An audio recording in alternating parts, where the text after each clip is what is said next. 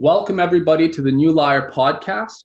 I'm here with Adam Sebia, and we are continuing our special series in light of Keats's bicentenary. It's 200 years since he passed away, or it will be 200 years as of February 23rd, 2021.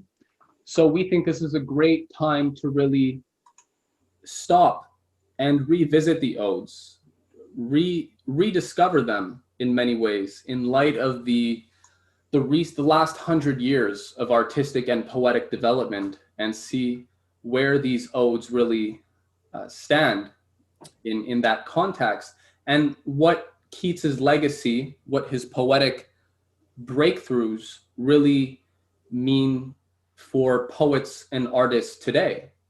And one of the things, Adam, that I think may be a contentious question, but something that I would propose, which is that I believe the greatest impact of Keats's odes has yet to be seen.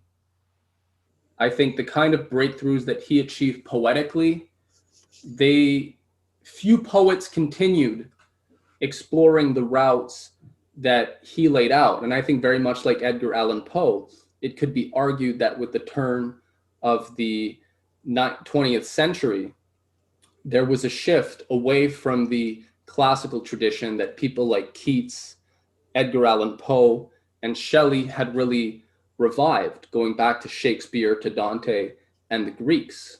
And that since that shift, there haven't really been there's nothing that has surpassed the compositional beauty and rigor of Keats's great odes. So I think it's a really important subject, and I'm glad that you're here to discuss that with us. Well, and I would say what you just proposed shouldn't be controversial. If you're going to acknowledge such a thing as timeless art or timeless poetry, by definition, its full effects are never going to be felt because it endures, and we'll always find new ways of affecting or applying to situations as they occur throughout the continuing human experience. So not to trivialize what you're saying, but I think that goes hand in hand with being timeless poetry. Mm-hmm. And I mean, I think Keats, and you'll agree, and we'll get your thoughts on that, but I think Keats was a lot more controversial than the traditional reading of Keats today would suggest, and which I think a lot more controversial than how Keats would be portrayed by most Keats scholars today, and most academics, and most professors in literature, even most critics. And I think there's some very solid reasons for that. But just to relate an anecdote, which I actually related in the last podcast on Keats's Odes, but which I think it's worth observing. I mentioned to Daniel Leach, who was with us last week, how I had gone out to get coffee, and I was at the coffee shop. I was just waiting at the counter, and I overheard some young people talking, and I cringed.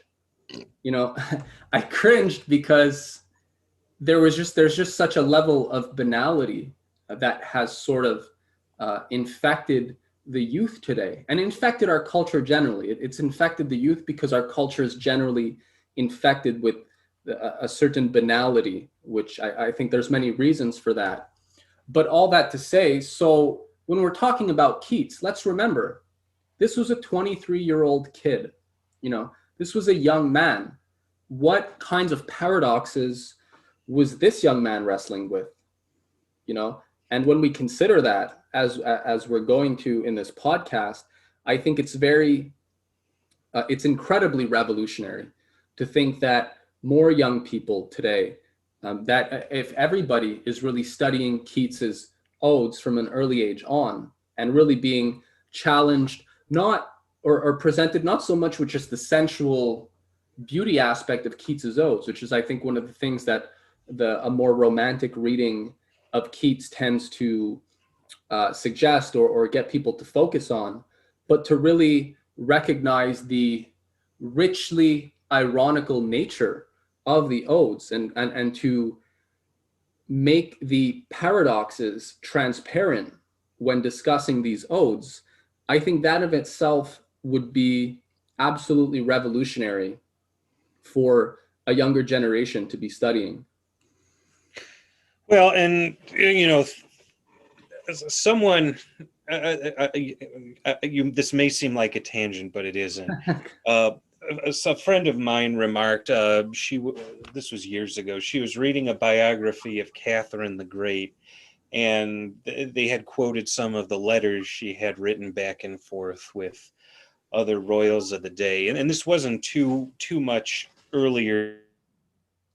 And she commented to me, my friend did, how amazing it was that 14, 15, 16 year olds wrote in such uh, beautiful prose, which you wouldn't find today. Mm, And people in those days grew up quicker. Um, there were several economic, cultural, societal factors that we don't need to get into. But right now, there's a tendency to shield our youth. And I think one of the unfortunate byproducts of that is they don't have those range of experiences that Keats did by the time he was 23. The 23-year-old Keats, what was, for all intents and purposes, a fully grown man. mm, A 23-year-old today is still just emerging, not biologically, of course, but is still emerging from boyhood. And I'm not faulting any individual for that. That's just how things are. And that's not to diminish Keats's talent. I mean, or writing poems of this stature at any age is an achievement, and the fact that he did it at 23, a year before he died, speaks to the type of rare talent he possessed. right. And I mean, genius. He possessed a quality of genius. And I think what's important as a discussion, though, especially today, is that I think this question of genius is often sort of mystified, obscured, or treated like some sort of nebulous epiphenomena that we don't, you can't really account for it. It's there, it happens, but it's sort of, you know, it's just it doesn't really imply anything fundamental about our understanding of the nature of humanity or the nature of the universe or anything. It's just okay. There's geniuses every now and then. What do you? It's not. You can't do anything about that. It's a thing. It's just there. But no, I think if we really get serious about exploring this question of genius, which is what we're going to do with the odes that we're looking up today, where is the quality of genius in these odes? Why are these odes works of genius? Which again is not, if we were to take a more romantic approach, we just marvel at how, or there would be more of a focus on how centrally beautiful Keats's odes are, or on how well he wrote and expressed his thoughts and emotions. But it's actually, I think, if you want to get at the question of genius, and these are prime examples of poetic genius, we have to go further. We have to go beyond just the sensual beauty aspect, the beautiful language, and really appreciate the full richness of the ironies that Keats is wrestling with, and the fact that he's able to treat these with such beauty, right, with such sublime beauty, I'd say.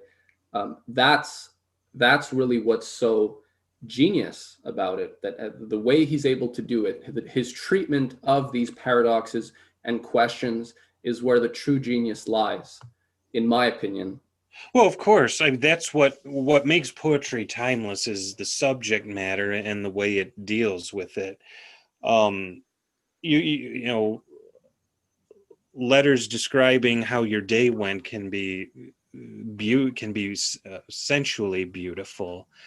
And there's a lot of poems with beautiful language that really don't say a whole lot. What makes poetry timeless and what makes these odes in particular timeless is their subject matter, their content. Right. And I mean, I would just add to that, or qualify that as well, because yeah, you're talking about what makes a poem timeless, and we're very passionate about this question. And yes, there's a question. I think of the discussion of poetry today, or how it's maybe first introduced. You know, I have this image of the, you know, elementary school teacher getting kids to write poetry, and she's just like, write down what you feel. You know, write down your feelings. And basically, poetry is just sort of an expression of feelings, and sort of searching around there, and seeing what we find. But when it comes to the question of what makes all that whole process timeless, though, or a work of such of such a content timeless, is how to give. We all have, I mean, feelings. We all have feelings. We all have thoughts. Feelings are by their nature fleeting, right? They're ephemeral, and so poetry can't just be about feelings. And I think we see this a lot in a lot of free verse, or a lot of more modern poetry or contemporary verse. There's a big emphasis on what do you feel, on concrete nouns and all that. But the question is, feelings are fleeting. So the real issue is, do we impart a more enduring form to our fleetings? How do we impart an enduring, how do we make our feelings more enduring? How do we make these thoughts more enduring? What kind of form is necessary to give them that enduring quality, such that even if those feelings pass, what has been developed in the poem, that's going to remain? Let me inject into here, staying on the subject just a little bit. When I was in law school and working one of my summer jobs, one of my mentors introduced me to this article, and I can't remember the author's name. I will give her credit when I find it, but in the legal writing context. It said every writer wears four hats: the madman, the architect, the carpenter, and the judge. What the madman does is scribbles down whatever comes to his mind, Hmm. and commits it to paper. The architect gives it structure and form and flow. The carpenter fine-tunes grammar, style, and then the judge weighs, what is this trying to say? Is this conveying the message I want it to? Hmm. And what the poetic what the poetic process, I'll call it a poetic process, that you said is so prevalent today, is just the madman. You're leaving out these other essential functions. And if you know, in legal writing, your job is to convey an argument, to persuade someone, Hmm. you know, a judge, a jury, whomever. So I don't know what's so special about poetry, where we can circumvent those critical last three steps and just say, you onto a paper is poetry. Well, you can call it poetry, but you know, it's certainly not going to be timeless. And I would say in 99% of cases won't even be good, Right. And I because mean, it lacks that critical analysis that takes it from words to ideas. yeah, and this is why we want to look at Keats's Odes, because it's really a culmination, or it's the pinnacle of resolving this paradox of how to give our feelings and our thoughts a more enduring form, which, given the nature of the poetical ideas and concepts that Keats is elaborating, he chose to use the ode form, you know, with a specific, I mean, there's arguably maybe other ways to do it, but the ode for Keats, he chose the ode form in order to convey. It's really, this is the Italian form. It's actually the Italian canzone form, just sort of adapted to English. And so this is really what he chose to give these poetical concepts and ideas, the form, the enduring form that they have. So I think we should jump into, we're going to talk about two odes today. We're going to talk about Ode on Melancholy, and one of perhaps the least discussed of the five great odes, Ode on Indolence, which is, I think, the most intimate snapshot into Keats's creative process itself. He makes the creative process itself the conscious object of attention, I'd say, in Ode on Indolence. So I think it's a really important one for any kind of person who's inspired or passionate or curious about creativity and its nature, how it functions, and also not just everybody. It can express creativity in different times. Human beings are by their nature creative. It's something innate, but it's also how do we bring these faculties to their full maturity. This is what we're looking at with Keats's great odes. So this is not just creativity or a poet expressing a quality or glimpses of creativity. This is the full thing, fully unraveled, fully unfurled, fully refined, developed, matured, curated, however you want to describe it. This is it. This is the pinnacle. And I think that's I don't know if that's controversial for some listeners or not, but I'd say this is really the pinnacle of, this is what refined poetry, high art poetry at its best really looks like. It takes the form of Keats's odes. And the only thing I think I'd add to that, but I don't want to uh, miss making this point, is that, okay, some people might be hearing that, okay, but they're thinking Keats was a romantic poet. Sure, so was Shelley, so was Wordsworth, wrote odes, he was a romantic poet. Samuel Taylor Coleridge wrote odes, he was a romantic poet. Byron wrote all sorts of poetry and he was a romantic too. So why, the real thing that I think people need to wrestle with is well, why were Keats and Shelley so reviled, right? Why was Keats so hated by the literary establishment? Why was he attacked constantly? If you look at the quarterlies, the Edinburgh Review, there was another quarterly, the big name literary journals, they hated Keats. While Wordsworth, Samuel Taylor Coleridge, Byron, these guys were celebrities. Byron was commanding huge sums for just a little love lyric, and Keats was, almost starving at many points. So Wordsworth would go on to become poet laureate. yeah, and Wordsworth ended up taking a government job and kind of taking it easy, enjoying living his best life. But there was something very revolutionary about Keats and Shelley, that both and each expressed that in their own unique way, but that really bothered the establishment, and that really didn't gel with the kind of artistic and cultural uh, system that had been imposed and that had been established, especially since the Congress of Vienna in 1815. There really was there was really a culture of censorship. There was a very tight control of artistic expression in that time. So I think people it's important. We can't underappreciate how revolutionary Keats really was for his time in his poetic approach. And if anybody thinks otherwise, well, just consider that, why was Keats so hated while Wordsworth, Coleridge, and Byron were celebrities? What is it that made them different? I don't know. Yeah, I mean, you have to consider too, um, Wordsworth and Coleridge, and Robert Southey. I'll throw him in there too. And they were all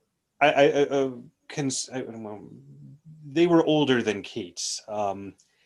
Most of them, I think, were old enough to have been his father, or just thereabouts. They were almost a generation ahead. And in their younger days, they had gotten swept up into the French Revolution and what they thought it would become, and they wrote several radical verse poems alongside other works as well. And then when the revolution turned out to be this massive bloodbath, they immediately, and like most of Europe as well, reacted the other way. And what the Congress of Vienna was, and I can't entirely fault the sovereigns of Europe for this. They were paranoid, and rightly so. You know, one of their own had just been beheaded, and then the chaos that ensued unleashed Napoleon on Europe, who, you know, deprived more of them of their thrones, and now this was their chance to set things back to as close to before the French Revolution as things could have been. And like any reaction, it involved a good deal of overreach, and that included censorship. And this whole this was one of the first international regimes, where you had five great powers, Britain, France, Prussia, Austria, and Russia, collaborating to clamp down continent wide on any voices of dissent in Europe. And Keats, or not Keats, sorry, Wordsworth and Coleridge and Southey, they had reacted along with the powers that be Mm. against the French Revolution and became staunch reactionaries. And I think it's interesting, all of their uh, most famous, and I think you could say their best work, comes from their younger days, when they were in their trend bucking radical mood. Coleridge, after in the Keats's time, what was not the Kubla Khan writing, starry eyed youth that he was. He had grown fat and very religious, and took to preaching. Mm. And in fact, there's an amusing anecdote. He asked Charles Lamb, "Have you ever heard me preach?" And Lamb responded, "Samuel, I've never heard you do anything else." Um, and then Wordsworth, the same thing. He wrote the Prelude, which is this just soporific, navel gazing, autobiography, and it's just dull. And a lot of his later poems are just dull, not like the Tintern Abbey, or the Daft. Mm-hmm. And Southey became poet laureate for 30 years, and he just wrote whatever the party line. And then Byron was a different character. He was more uh, interested in amorous adventures than anything else. And in fact, shortly before he died, he said, "Everything I've written up to this point has been poetry for women," because women were, and not just the ones that he bedded. Women, were taken with the dashing, debonair, dangerous to know figure, and that helped popularize his work among the salons of well-to-do women. Mm. Keats and Right. Shelley, they were not part of that political establishment, and don't forget, Byron was inherited a title. Yeah. Well, yeah. Just He was a baron, I think. So he was born into that class too. Shelley and Keats were not part of that, and they didn't want to be, and they were bucking that trend. yeah. They had Sorry if I'm going way off no. It's here. fine, but they really you're making the point. They did. Shelley and Keats had a fundamentally different outlook. They weren't in with the oligarchy. They weren't in with the oligarchical system. And I mean, I think the point to be made is that there was nothing that Byron Coleridge or Wordsworth, there was nothing that they were really writing that was any way threatening to the kind of cultural police system that the Congress of Vienna had written. But that's not the case for Keats and Shelley. Both were attacked and hated, and I think it has to do with the ideas. It has to do with the ideas. It's not and it's not just because Keats wasn't a lord, or Shelley's grandfather was actually one of the richest men in England. So I mean, it's not because Shelley couldn't be in with that clique. Actually, he I think could his have. grandfather had a title too, if I'm not mistaken. Yeah, his grandfather was one of the richest men in England. But Shelley, it was Shelley's outlook and he had more of a sympathy for something like the American Revolution, which had, you know, cast the shackles off the British Empire, the shackles of the British Empire. And so I think understanding the kind of cultural, the oligarchical system that Keats and Shelley were really writing under, that actually is how one can understand, well, why they were so attacked and hated. It's because the ideas that they represented were not welcome in that cultural milieu, the kind of quote unquote stability that they were trying to maintain. Romanticism was not in any way threatening to the establishment figures. It was just a sort of like hippie kind of revolt in a sense. Same thing as with the kind of Vietnam, anti-Vietnam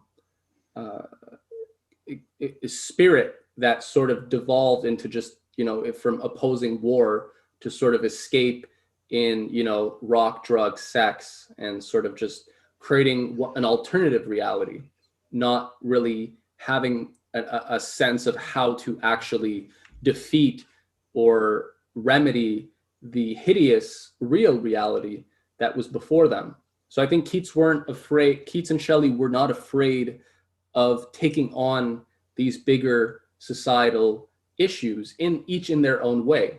And I don't think it was appreciated by many of the powers that be, the literary establishment, which is part of the cultural establishment. And, it was all tied to empires, government control, imperial control in one way or another. So, I mean, with that said, that says quite a lot. So now we're going to dive into the odes.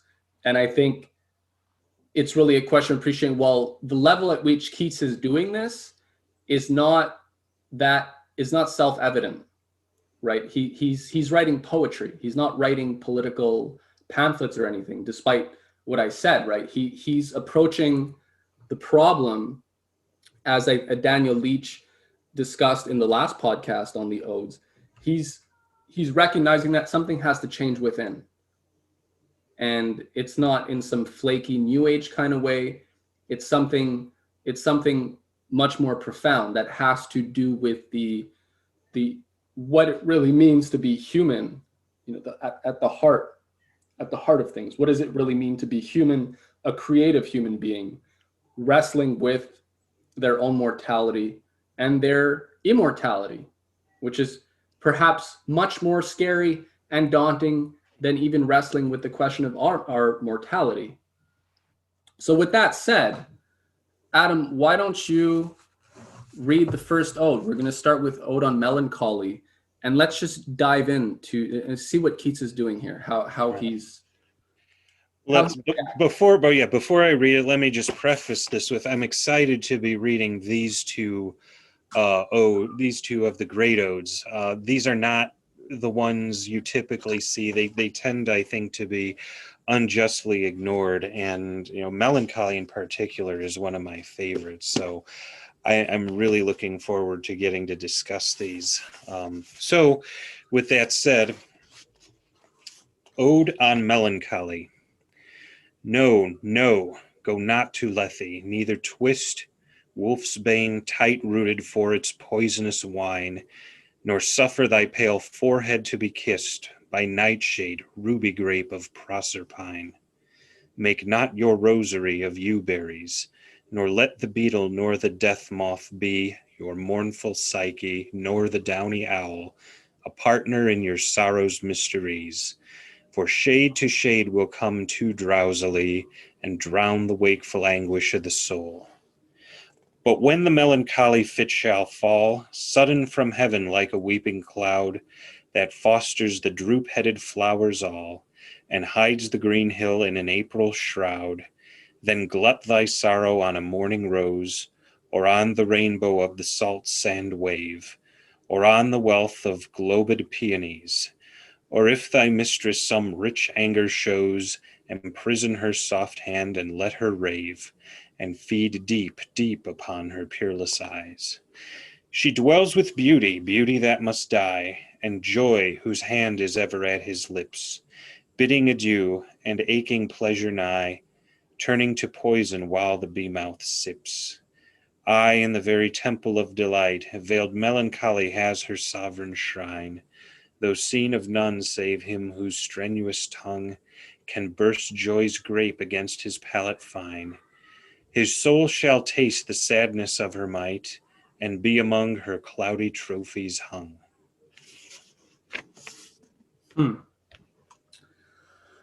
This is only 3 stanzas. This is the shortest of Keats's odes.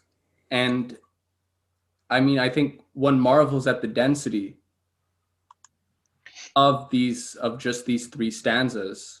I mean, if we're thinking about the subject here, this is really dense stuff. This is really serious stuff. I mean, this isn't some sort of just looking at the daffodils dancing in a field, or even just having some sort of intoxicated vision and just sort of recounting what one saw in a dream, which is, I think, more of a romantic, maybe Coleridge like idea.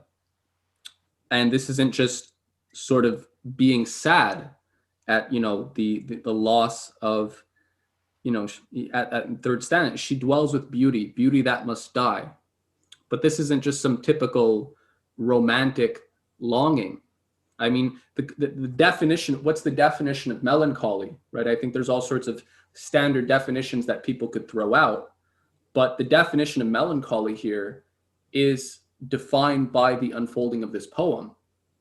And it's a very nuanced idea, right? This isn't just some sort of romantic melancholy, I'm sad, kind of. But we don't even know why. We don't even know why Keats is feeling melancholic. That's never given.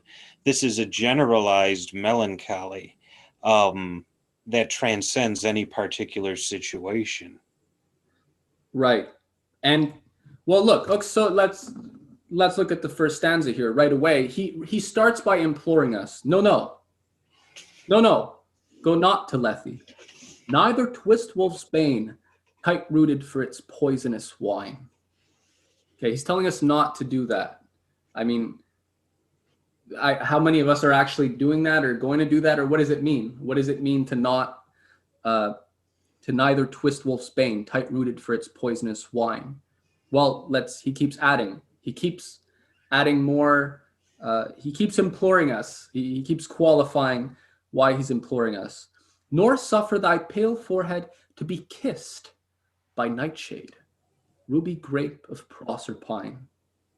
Make not your rosary of yewberries, nor let the beetle, nor the death moth be your mournful Psyche, nor the downy owl a partner in your sorrow's mysteries.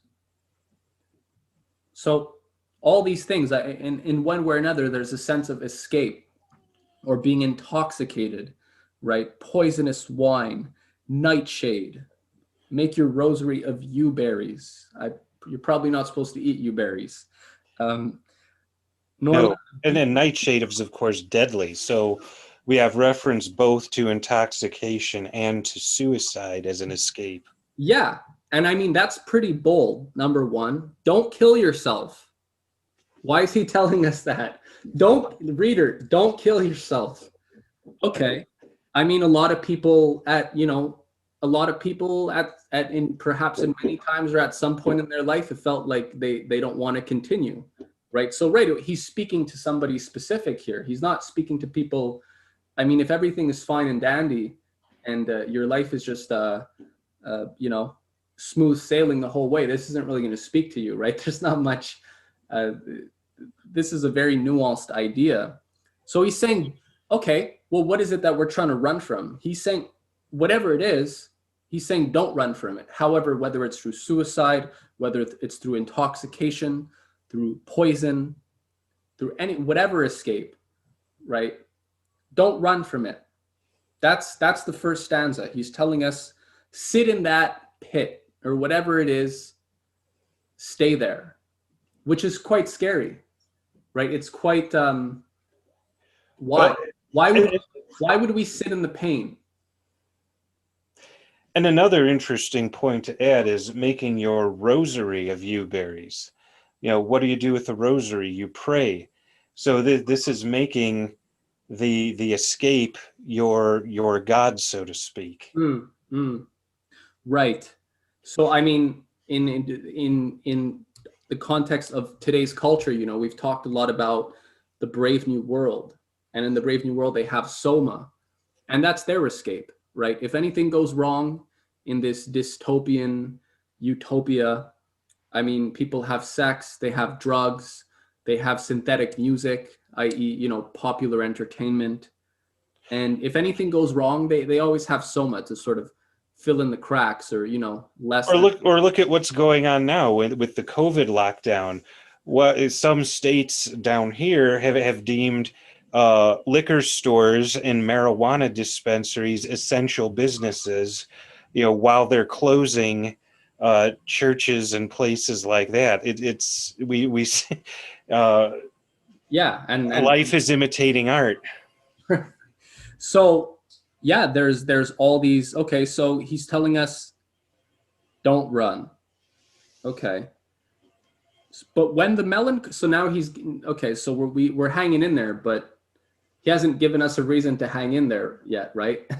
So, but when the melancholy fit shall fall, sudden from heaven like a weeping cloud that fosters the droop-headed flowers all, and hides the green hill in an April shroud.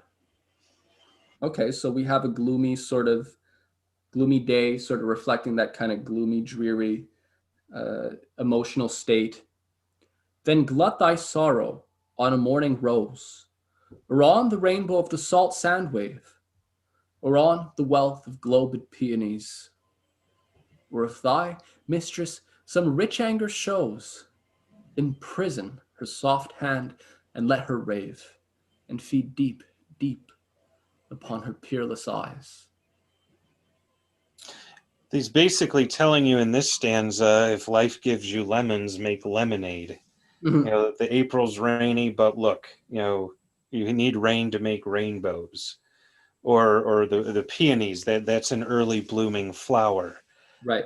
Look at the flowers. Or if your beloved is yelling at you, just for ignore her and look at her beautiful eyes. Right. I'll try that next time. And I agree with you, but at the same time, there's also something transcendental about how he's describing these sense images. You know, there's something super sensual about these sensual images or something transcendental about them. And I think it's I mean, there's this whole in psychology, or you know, there's all this you know, well-being, mental health well-being. There's a lot of discussions like that going on today. And you know, one of the big things is staying present, right? And another one though is that there's the only way out of the pain is through the pain. So I think Keats, having lived through the kinds of tragedies, he had a lot of anxiety as well, which, you know, we'll never know for sure what the causes were. But given his pretty tumultuous childhood and upbringing and the world he lived in, I mean, I think there was a lot of reasons to be anxious when you're watching your mom die, you're taking care of your dying mom as a kid and your dying brothers. Keats was very much acquainted with death. Well, and then that's not something we appreciate. I was doing some genealogical research and was turning over, vital records from Italy in the time of Keats, actually. Mhm. And the thing that struck me most was how much death there was. I mean, the child mortality rate, unbelievable. I Yeah. mean, you look at the death records, it's 2-year olds, 3-year olds, a couple days old, just dying. And then there's some years you can tell there must have been a cholera or some sort of plague swept through, because we're in this small town where there have been maybe a few deaths, and all of a sudden there's dozens this one year. I mean, without modern medicine or health infrastructure like we have, death was around. It was ever present. Right. And we do not, and so what I'm saying is this wasn't unique to Keats. um, I'm sure anyone in his day who would have picked up his poem and read it could relate exactly to the sentiments he was describing, and had known what he had gone through as well. Right. And well, I mean, it begs the question, right? I mean, people are already depressed and pessimistic about the world, but they're not acquainted with, even a fraction of the kind of death that was surrounding people back then, from every direction. And yet, right, Keats is saying, don't run from any of this, right? I mean, it sounds like a pretty, the kind of world that we're talking about, right? This world full of death, I mean, that doesn't sound very nice.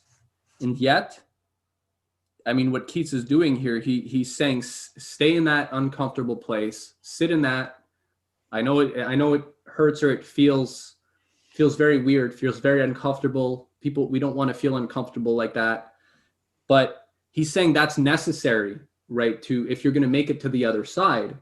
And I feel like what we get in this ode is really the transition, actually, from Keats speaking to us from the other side of that. I mean, in a sense, it's somewhat like in some ways, the wall of fire, right, that Dante has to cross, that he's afraid to sort of walk through. And Beatrice is saying, you know, just do it. Don't be afraid. It's not going to burn you. But it's really a question of faith, right? He only has his faith that he can hang on to at that point, because every sort of physical part of him, every instinct, every survival instinct is sort of turning him away and telling him this is a bad idea. Don't do it, right? But there's something higher saying you can make it across that wall.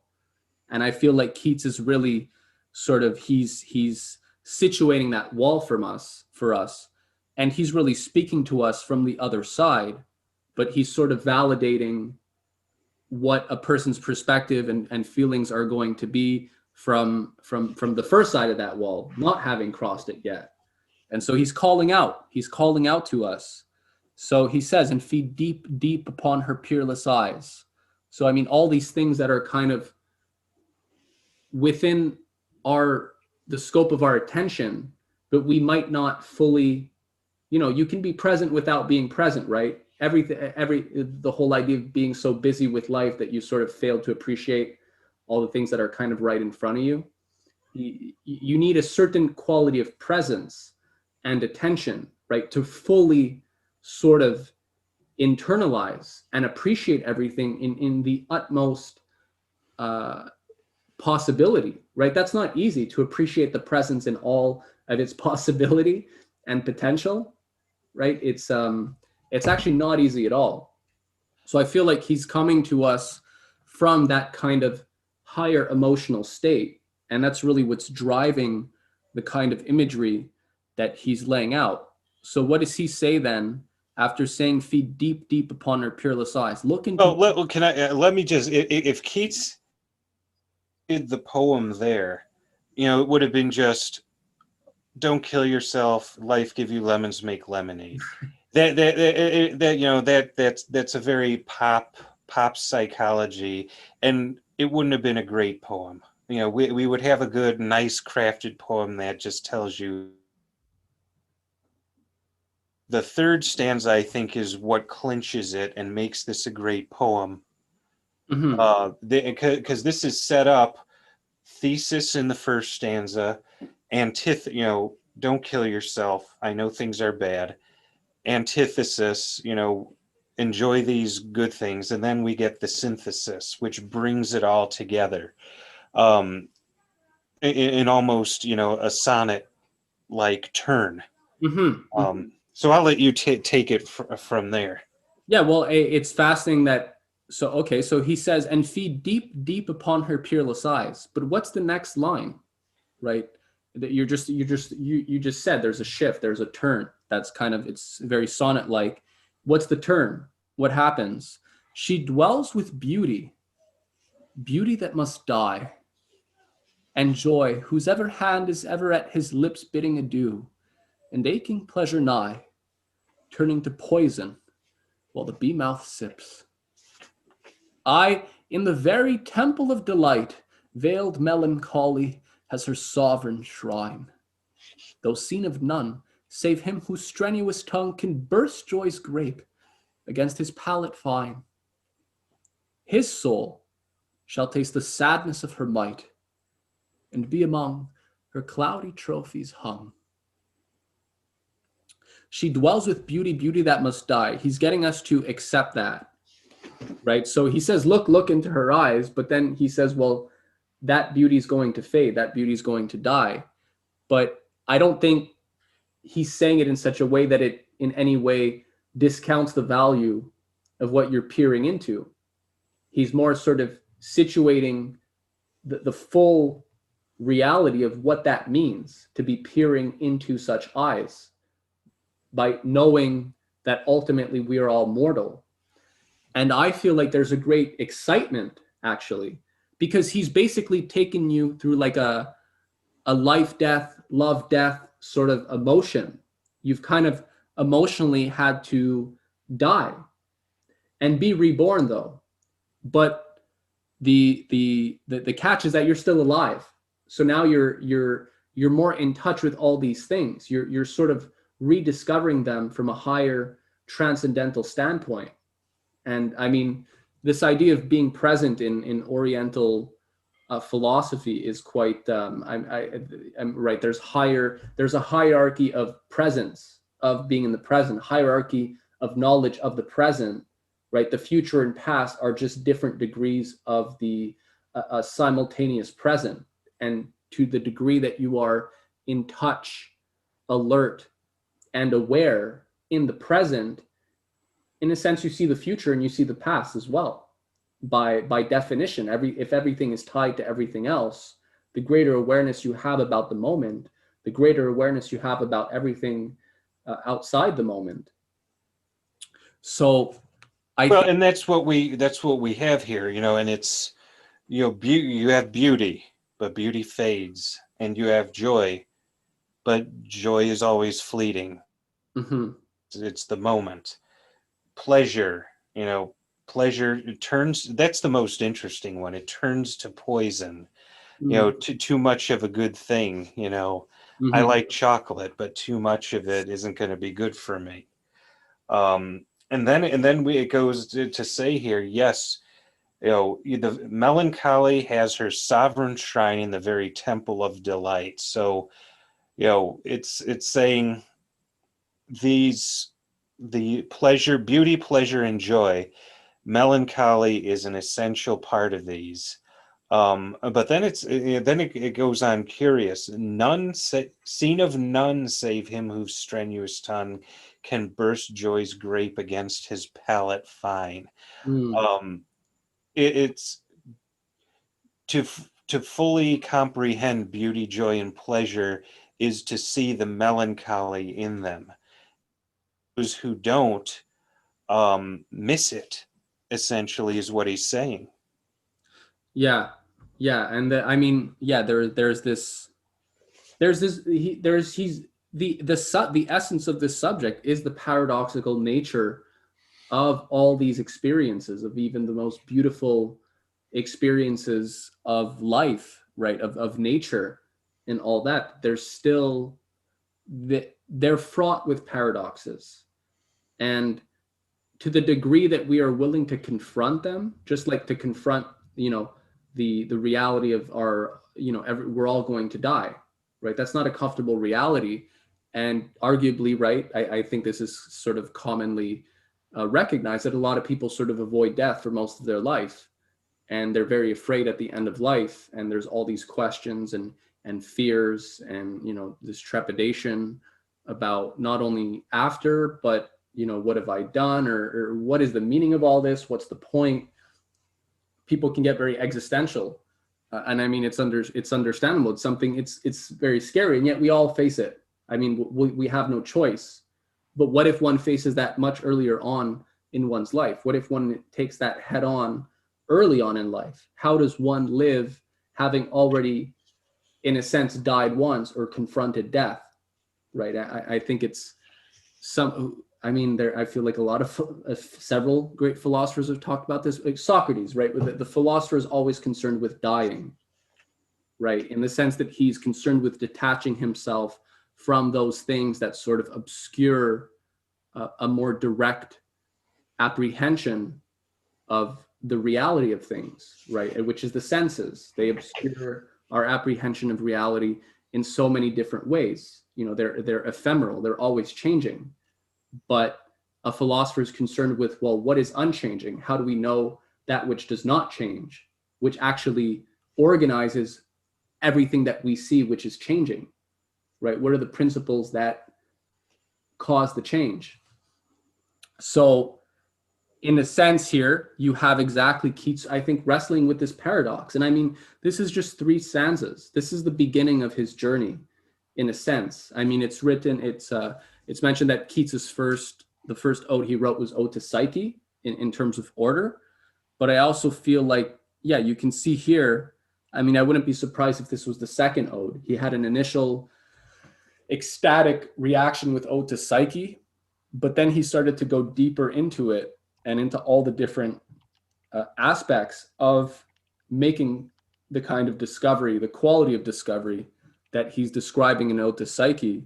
And Ode on Melancholy is part of that journey. So it's a very dense, but very paradoxical transition or point in that development. It's a very paradoxical juncture, I guess we should say, in that journey. So yeah, I would recommend everybody to really read through Ode on Melancholy. There's a lot of different, I mean, the language is very beautiful. It's stunning. It's very sublime. And to sort of just get fully comfortable with this, I mean, this is a great poem to memorize. This is a great poem to read with one's friends, right? With in some sort of social setting, and really try and make the paradoxes transparent, right? Make the ironies clear in how you read something like this. That's really a great challenge. I mean, it's a huge challenge. It's Yes, it's short, but it's dense, and I think it is the densest of the great odes, by far. right, And I think making it any longer would have done the poem a great disservice. right. That's Um, interesting. and like I mentioned, it's structurally set up.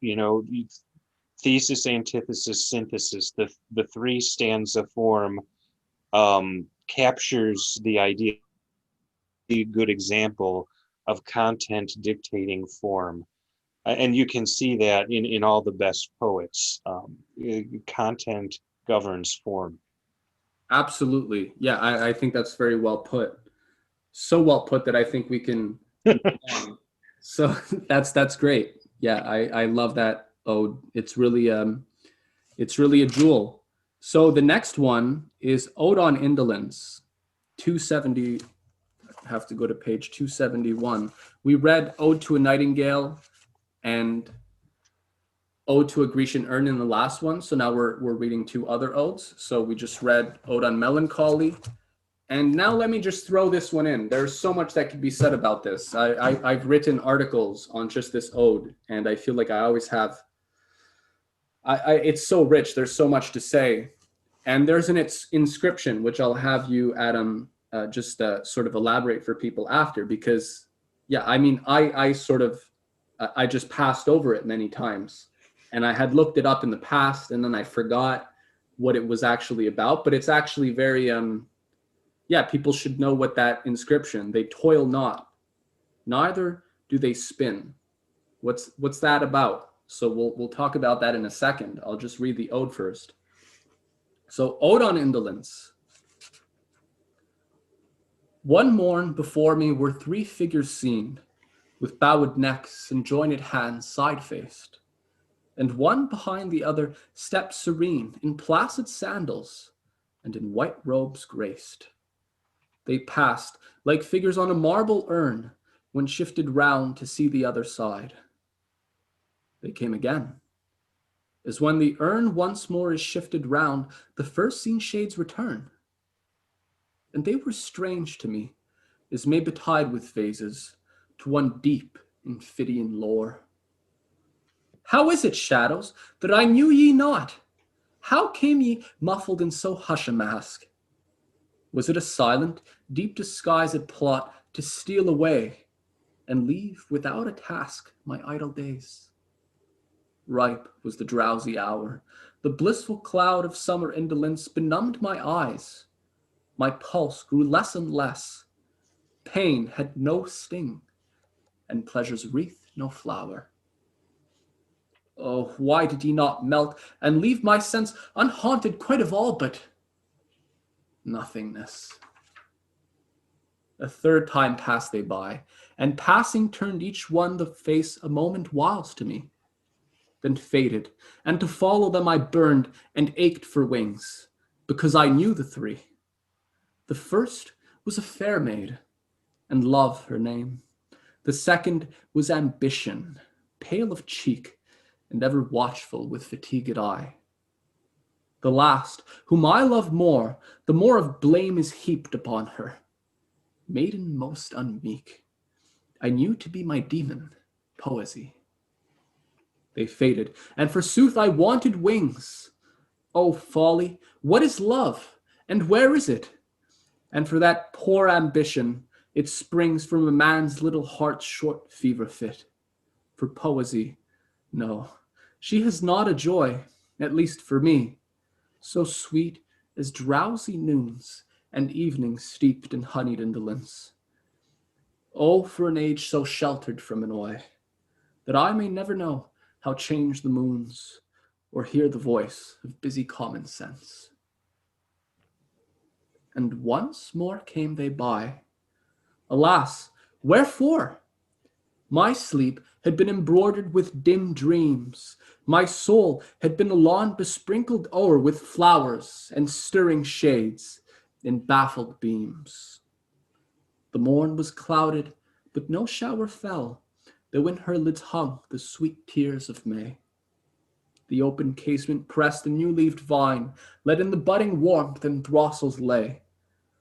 O shadows, 'twas a time to bid farewell. Upon your skirts had fallen no tears of mine. So, ye three ghosts, adieu. Ye cannot raise my head cool-bedded in the flowery grass, for I would not be guided by praise, a pet lamb in a sentimental farce. Fade softly from my eyes, and be once more in mask-like figure on the dreamy urn. Farewell, I yet have visions for the night, and for the day, faint visions that restore. Vanish, ye phantoms, from my idle sprite into the clouds, and never more return.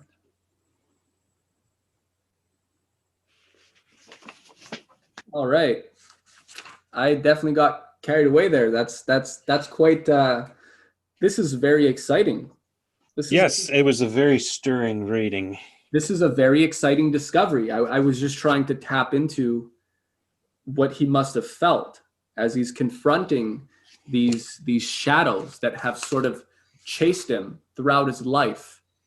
And I mean, just the paradoxical nature of what those shadows are, right? He's saying love, ambition, poesy. I mean, these are arguably good things, n'est-ce pas? You know? So why is he sort of attacking these things or sort of telling them to get lost? It's Well, I think we can discover that by looking at the epigraph, first of all. You want me to take that one away? yeah, sure. Yeah. What's the exactly? Let's start Okay, so, it's they toil not, neither do they spin. So that, and again, this is someone educated in Keats's day would have recognized that right away. So that's why Keats didn't feel the need to source the quotation. there. Hmm. But cultural decline being what it is, um, what it is, it's from the Bible, specifically from the Gospel of Saint Matthew, chapter 6, verse 28, and that's a portion of the Sermon on the Mount. Okay. And let me read it in context. This will be about six or seven short verses. Sure. So, Sure. um, therefore I say to you, be not solicitous for your life, what you shall eat, nor for your body, what you shall put on. Is it not the life more than the meat, and the body more than the raiment?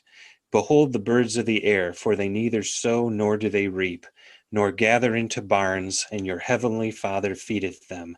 Are not you of much more value than they? And which of you, by taking thought, can add to his stature by 1 cubit?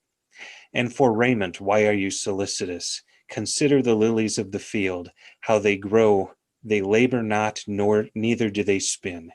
But even Solomon in all his glory was arrayed as one of these.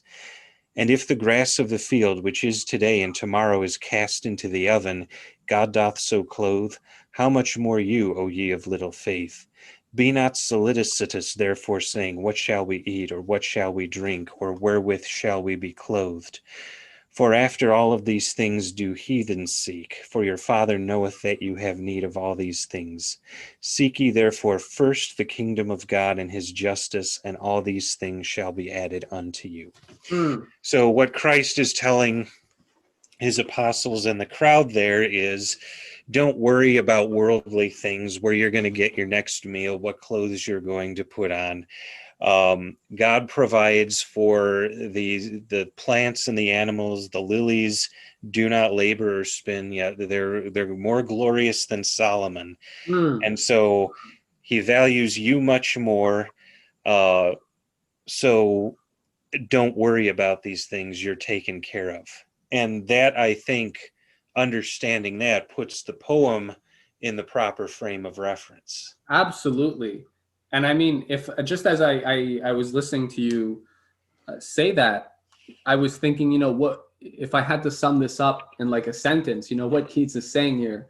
And I mean, we probably shouldn't be summing up great poems in a sentence, but as a thought experiment, I feel like Keats is saying, stop trying to be creative. If you want to be creative, then stop trying. And ironically, if it's you need to do that if creativity is to find you, right? It's not something that you go looking for. And I mean, in many ways, one could argue it's sort of like one could also use the example of love. I mean, is love something that people just go, I'm going to go look for love? I mean, does that really ever work out? It's more complex, right? It's same with creativity. Is it really something that you just kind of go out, say, I'm going to be creative today? No, No, that's absolutely not. exactly, and anyone who's written has been there. You've had your days where you're just not feeling it, or Yeah. And I'm trying to chase something, or we're trying to make something happen. And I mean, it doesn't happen when you're in that state, right? Which is quite fascinating. So what does that say about the nature of creativity? And as well, I mean, same thing with love. These kind of things have to sort of find us ultimately. So I mean, I like the sermon, right? um, he's not saying don't worry about clothes, and food. You could starve and just walk around naked, right? That's not what Christ is saying. And I mean, the way I mean, sometimes when I hear the way certain critics are talking about, something like Plato, or, or even Dante or stuff, I mean, or the Bible, as if it's just literal, and then it's like, oh, how crazy is that? That makes no sense. But no, he's saying that there's, he's not saying don't wear clothes or, look for food, but he's saying there's something higher. And if you can get that higher thing in place, if you can start to sort of situate yourself within that, then a lot of these other things, these worldly things that they sort of become more immediate, or they in the sense that they kind of take care of themselves if your mind and heart is in the right place. Exactly. And the key to that whole passage is, behold the birds of the air, have your heavenly Father feedeth them. Are you not of much more value than they? Mm. This is, it's because you're a human being, and because you have this special place that you will be taken care of. I mean, you can't just say, okay, I'm not going to do anything, but it's saying don't be preoccupied with those things. Hmm. I mean, that's great advice. I think we can all use to be reminded of that, right? I mean, that's something to always remind ourselves every day, quite frankly. Um, Amen to that. So, I mean, okay, great. We didn't even start the poem yet, which shows I mean, if just this inscription is taking us, time to get into, and everybody, I'm sure people listening also have thoughts, right? If we had more people here, everybody would, be chiming in at this point. It's very rich stuff. So, the poem, the basic plot here, or just the sort of basic a descriptive what the description of this is basically that these three, he's looking at an urn. One more for me through. There are as if shadows on an urn, and they sort of walk off. They come to life, right? And what I love about that opening is how it implicitly references both the Ode to a Grecian Urn, number one, very subtly, and then number two, we have uh,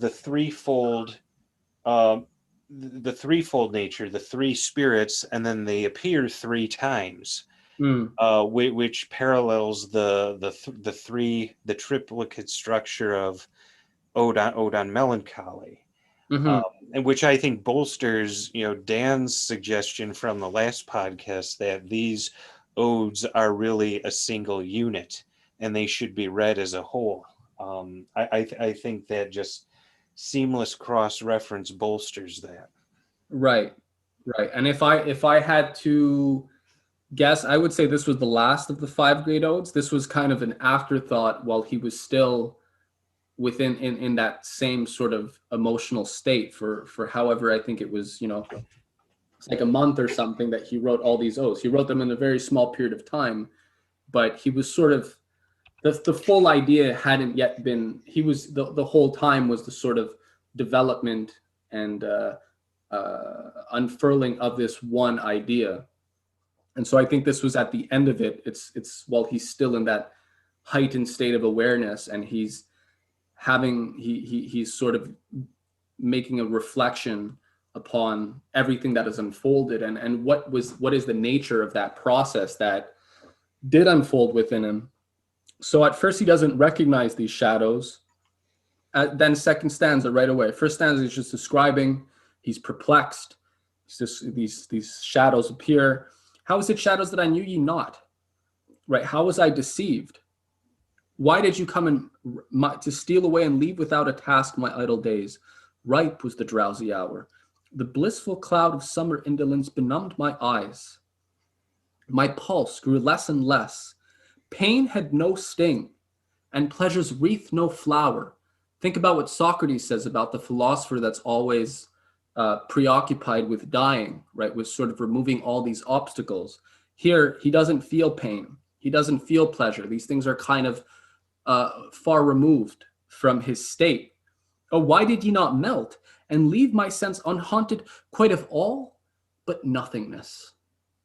Now, this is very ironic. How can nothingness be a feeling? And he's describing this as a a relatively a rich state and a state to be desired, right? Nothingness, but is it really Well, nothingness? you were talking about Eastern philosophy and presence. Here we kind of have another Eastern philosophy in the concept of Zen, where you just clear the mind of everything.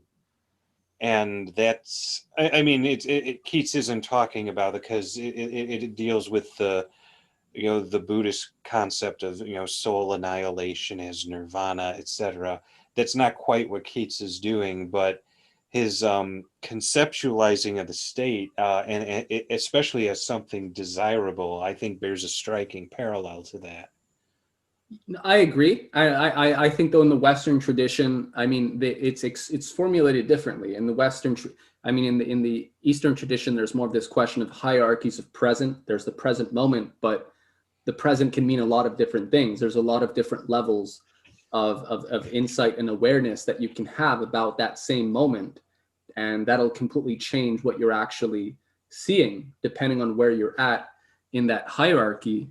And I mean, in the Western tradition, we have more of a sense of the past, the future, and the present, and the eternal, which sort of, so the present idea in Eastern philosophy can in some ways kind of translate into like this kind of an eternity, right? Of sort of simultaneity of eternity, a sort of presence with the eternal aspect and spirit of things, even in the present, as they're related to as the eternal is related to the present moment. Our experience of the eternal in the present. Plato, I mean, this is a concept that we can sort of. There's a million ways to get at it, right? It's quite, and different cultures get at it differently. So it can be somewhat nuanced. But in the Timaeus as well, I think this is kind of helpful. Plato defined time as a moving image of eternity. So every present moment is just this moving. It's how we relate to eternity from this present standpoint, but with a consciousness, awareness that it's not just the objects in of themselves, but these are related to a certain higher lawfulness. They don't exist just in and of themselves. They're part of something bigger, and that something bigger is what we want to be able. The one is what we want to be able to identify within the many, right? Within the present, within the present manifestation of that eternal process. So in that sense as well, I think when Socrates is talking about death and the philosopher being obsessed with death, again, does this mean that the philosopher wants to die? If that's the case, why doesn't he just jump off a bridge? Obviously, that's not what Socrates is saying. He's trying to get at something else, right? He's being metaphorical. And I think here that stuck out, this second stanza. The state that Keats describes, he's completely sort of uninhibited or unhindered by any of the earthly happenings. And as a result, he's able to see very clearly because he's not distracted by ambition, love, or even poetry, right? We could say that these are all noble things, but in a sense, I mean, to really be a poet, I think the poet sort of has to stop caring about any of those things in one sense, or to transcend them, to see them from a higher standpoint. And I think this is what Keats is doing here. So at first he didn't recognize them. Then in second stanza he recognizes them. He describes his feelings as they appeared. Oh, why did ye not melt and leave my sense unhaunted quite of all but nothingness? Now he says, a third time passed they by, and passing turned each one the face a moment whiles to me. Then faded, and to follow them I burned and ached for wings because I knew the three. So then he tells us who they are, right? The first was a fair maiden, love her name, ambition, pale of cheek. The more of blame, the last whom I love more, the more of blame is heaped upon her. Maiden most unmeek, I knew to be my demon poesy, right? So poesy is something derogatory almost at this point, right? That's strange, isn't it? For a poet to be like, you damn thing, poetry, why don't you leave me alone? I love more the more blame is heaped upon her. Yeah. I think that that's a reference to the reception Keats received by the poetic establishment. You know, he he's referring to poesy, but his particular muse, so to speak, and perhaps the more blame is heaped upon her, the criticism, the um, opprobrium he received makes him love her more. He realizes he's being true to his poetic voice. Right. And I mean, in a sense, though, I think it's when he actually, because at an earlier age, Keats, I've read the Keats biography by Andrew Motion, and I would recommend it to everybody. There's really a lot of very insightful biographical snippets there. And I mean, Keats wanted to be a poet at a certain point, but in a certain sense, as he matured, he wasn't so concerned. He wrote sonnets on fame, right? So it shows what he thought about that. Sonnets on works on death, and it showed that in a sense he stopped caring, but not because stopped caring about poetry per se, or he stopped caring per se about poetry, and he was more concerned with just wrestling with the actual the deeper truths, right, and the deeper nature of what it means to really be human, right, and to just pursue these things through his imagination, which is really the actual faculty by which we can apprehend truth in a more direct way. That through sense perception, you're always sort of, everything is always changing. So there's a more enduring quality that can be seized by the imagination, which isn't hostage to our immediate perception of everything, and so isn't just distracted by the immediate happenings of things, is able to think of things or conceive of things in a more enduring or eternal form. The imagination can do that. And I think that's what he was passionate about. So at this point, it's not about him, writing a good poem or not per se, but it's actually being able to wrestle with these paradoxes and let the full weight of all these things hit him. And that's when the poetry really starts, right? He's coming at it. He's in a completely different state of mind. And I think when you hear discussions about art and artists today and creativity, I think very few are sort of coming at it from the level that Keats is approaching it here, right? There's sort of there's a lot of discussion, people are always saying they're poets or they're writers. And I mean, that's okay. But in a certain sense, it's, if you're trying to make it as a writer per se, that might never happen. So if that's what you're trying, I mean, it never really happened for Keats. He never got recognition in his lifetime at all. So No, and he pardon me? and he worked a day job. Yeah. And his life was very grueling in many ways. And so was Shelley. I mean, they were always struggling with poverty and these things for much of their lives, because of the path that they chose to take. So, I mean, they're doing it for some higher reason, because there's no sort of benefits or even at this sort of avant-garde prestige, or even like the starving artist, but it's like, I'm an artist, I'm sort of, it's like a prestigious thing, right, to be poor and sort of, be an outsider, as if it's kind of like cool, or one of those things. That's not how Keats is seeing this either. No. He has a higher commitment to truth. I don't, ultimately, that's it. There's no other way to square it. Keats is concerned with something more enduring, and he's after that. So from that standpoint, poetry, ambition, love, I mean, they can all be obstacles if one is really serious about this thing that Keats is talking about now. All these things, even the good things, can be obstacles. And he's really wrestling with that. It's a real serious, there's a great amount of tension here.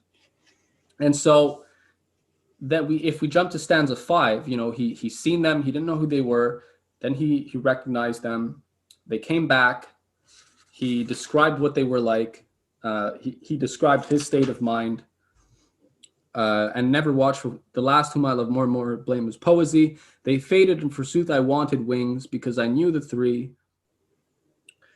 And so he ends the fourth stanza with, "Oh, for an age so sheltered from annoy, that I may never know how change the moons, or hear the voice of busy common sense." I think that's the mundane, right? I don't care how change the moons, or what the weather is today. The busy sound of common sense, the sort of pragmatic, utilitarian sort of take on things. Again, we all have to wear clothes and eat, as they in the sermon, the "Don't worry about the raiment, don't worry about food." You're being provided for. Make the kingdom of heaven the object of your desire. He's not saying run around naked, starving. So same thing here. These common sense, that's what I think he means by the voice of busy common sense, right? All these sort of the necessities of life, of the daily grind and all that. So forget about that. He's not escaping from it though, but he's transcending it. I think that's probably the right way to think about it. It's not an escape. So stanza 5, "And once more came they by. Alas, wherefore? My sleep had been embroidered with dim dreams. My soul had been a lawn besprinkled o'er with flowers and stirring shades and baffling beams. The morn was clouded, but no shower fell, though in her lids hung the sweet tears of May. The open casement pressed a new-leaved vine, let in the budding warmth and throstles lay. O shadows, 'twas a time to bid farewell. Upon your skirts had fallen no tears of mine." So he's sort of gone beyond these things now, right? Concern for these kind of things, busy common sense, and something found him. He's describing that in that state. What was that like? The open casement pressed a newly vine, let in the budding warmth and throstles. The music came in, right? The music appeared. The flowers and my dreams. My sleep had been embroidered with dim dreams, right? My sleep was rich, right? My imagination was rich, ultimately.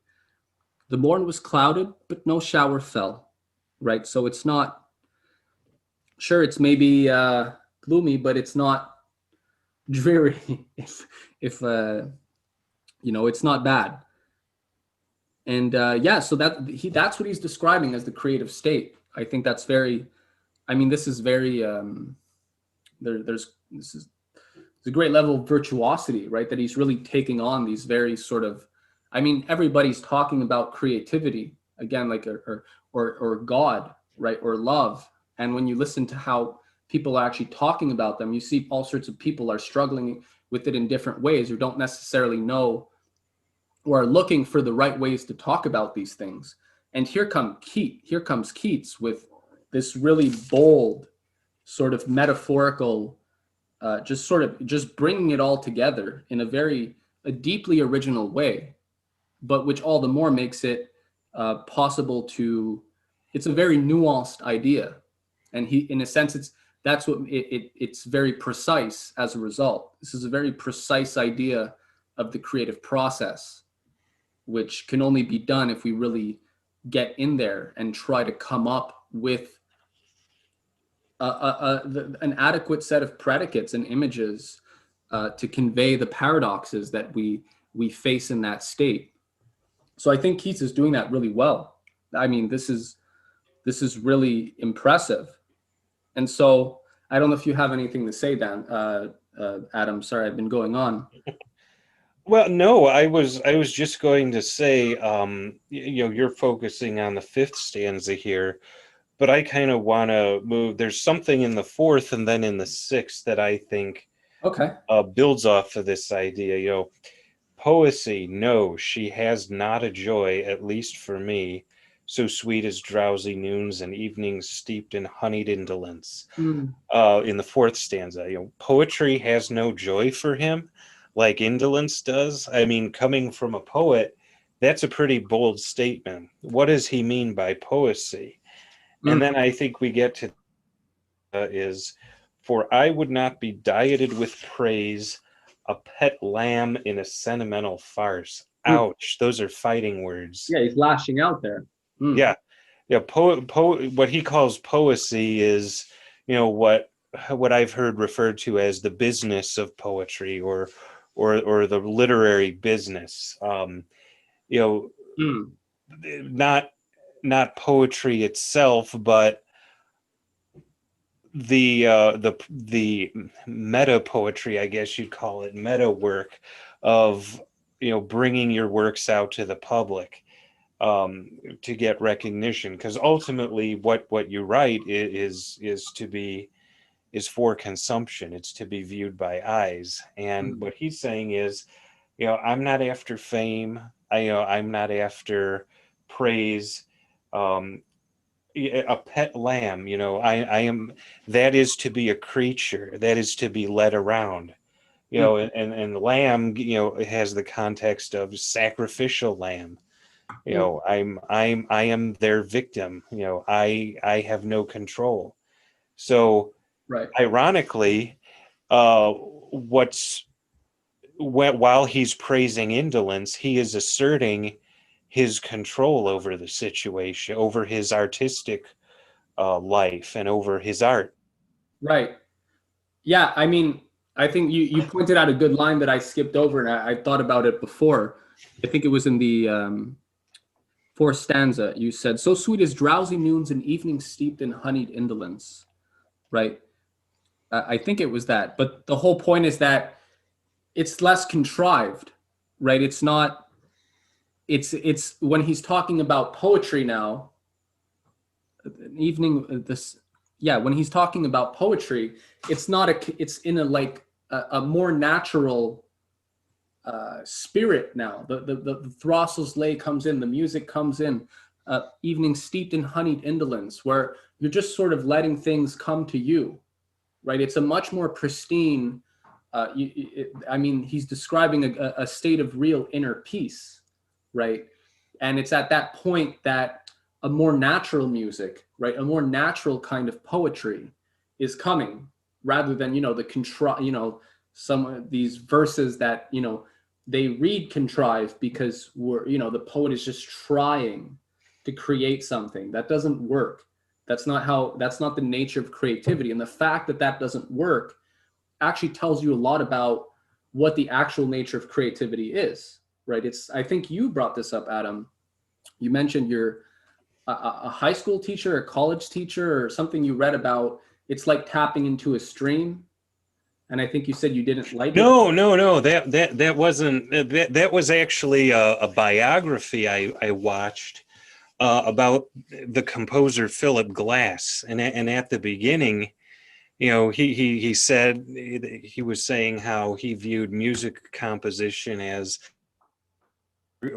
as an underground stream, and the composer just taps into this underground stream, which is there regardless of whether he seeks it out or not. And Right. at the time I thought, oh, this is just Hogwash. an aged hippie, going on had too many shrooms or something. But then when I thought about it, and having created art myself, I owe Mr. Glass an apology. I really feel that that's how the creative process works. Right. It's the and we could get into Platonic ideals and all that. The idea is out there, and you tap into that. You are not its maker. You are its discoverer. Yes. And yeah, I mean, in Platonic terms, and I mean, I think there's a lot of hostility to that, largely because of the way the academic system sort of you know, butchers this stuff. I mean, I think, you know, they're just, they're butchering it. The professors prefer Aristotle. They don't like Plato, and they're just sort of, but it's largely because they're not really, they're never laying out the I can't, I shouldn't say never, but there's often, I've spoken with friends, you know, who have taken philosophy courses here at the universities in Montreal. And just when you talk to the students and you hear how they're being taught Plato, there's no paradox, there's no irony. It's just Plato said this, he thought this. But it Plato's creating thought experiments. The whole essence of it is creating the actual thought experiment and investigating how an idea works, right? Like if you have a thought experiment, it's like in science, what does the universe look like under these conditions? What if this? What if that? And what would happen, right? And sort of entertaining those hypotheses. That whole thing is a process. And so it's something that you, in that sense, that you're partaking in, right? It's its own thing that you're tapping into. And so same with the stream, with creativity. I think we also have to go farther, because if we leave it there, probably a lot of people will just, a lot of people will agree. A lot of people with different ideas will all agree, yeah, sure, creativity stream. But the question is, okay, once you tap into that stream, we're looking at Keats's Odes. The question is, how do you mature that? How do you distill that into a fully, a fully matured or refined form, which is what we see with Keats's Odes? There's a whole set of challenges there. But yeah, I think this metaphor of tapping into a stream, the Platonic ideal, do we really possess love? Is something that we possess, or truth, or are they things that we partake in, right? So that I think it's, I forget in which dialogue, but they basically, Socrates makes the point: if love between two people ends, let's say these people separate, does that mean that love has died? Or is love something eternal that these two people had been partaking in which they are now no longer partaking in together? But it's not that love has in some way been lessened because, that guy cheated on her or something. That's not, in Platonic terms, at least, that's not how it works. That's not the idea. So I think this is very Platonic. Ultimately, let's just put it that way. I mean, if you want to understand these odes or fully appreciate them, it definitely doesn't hurt to appreciate what Plato's doing in his dialogues, and especially this Socratic discussion on death and on truth. So in that state, so ye three ghosts, adieu. Ye cannot raise my head cool bedded in the flowery grass, for I would not be dieted with praise, a pet lamb in a sentimental farce. Fade softly from my eyes, and be once more in mask-like figures on the dreamy urn. Farewell. I yet have visions for the night, and for the day, faint visions there restore. So there's a great confidence there, right? He doesn't really need to hang on to anything at this point. He's sort of sovereign and sort of inner directed, right? He's confident about his creative powers. He's confident about his ability to marshal his own creative capabilities, because now he understands its nature. He has a better understanding of the nature of these processes, right? That, you can keep tapping into it, right? Mozart just kept tapping into it. He was very playful. He wasn't afraid, and he was just letting it come to him. So I feel there's a lot of that. And so he says, vanish ye phantoms from my idle sprite into the clouds and never more return. So he doesn't need these concepts anymore to sort of, he's just going at it from a pure, a much more insightful and natural way. And that's really not obvious, right? There's a lot that he has to go through to get there. Yeah. You can tell that he's been through a lot, and he's speaking to us from the other side now. Yeah. And and that's an interesting way that he ends the poem. I yet have visions for the night, and for the day, faint visions there is store. Um, you know, I have that inspiration, and I know it will come to me. I don't need to look at um, love and ambition and poesy. Mm-hmm. It's great. It's really powerful.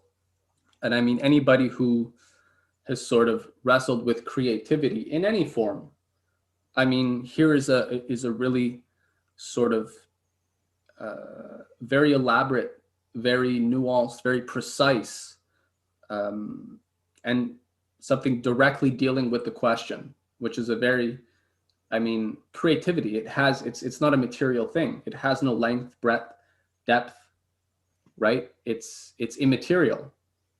But just because it's immaterial and it doesn't have material characteristics, it doesn't mean that it doesn't have immaterial characteristics, right? Or characteristics that we can't perceive directly, but that we can perceive indirectly. And this is where poetry comes in. I mean, Keats has done it. He's done it right here. Look no further. Exactly. Yeah. So, I mean, yeah, I love this ode. I don't think it's a bad place to end and sort of just let our readers let them read these things in peace now. And we have just touched the surface. There is so much fertile ground for more discussion and insight into these, um, much more than we can fit into our little podcast here. Absolutely. But we thought it was worth taking some time, given the bicentenary of Keats's death, and we really hope that a lot of people will read these odes, or a new generation will read these odes with a renewed interest, um, and that these odes have yet to really demonstrate have their full effect on the creative psyche of the human race, basically. Yeah. It's very exciting. It's a very exciting prospect, and I think despite all the tumult in the world right now, politically, socially, culturally, and everything, I think there's a lot of promise. There's a lot of promise in terms of, there's a lot of promise for the future, and I think there's a lot of promise for poetry, and poetry offers us a lot of promise about the human race, right? About what the potential of the human race. So let us read poetry. Let us recite poetry. Let us share poetry. Let us write poetry. Yes. Yeah, let us make poetry in all its forms. So I guess we'll leave it on that. Thank you everybody for listening, and thank you Adam for joining. Always a pleasure. That was I'm glad we could continue the discussion on the great odes, and we'll be back next week. Thank you.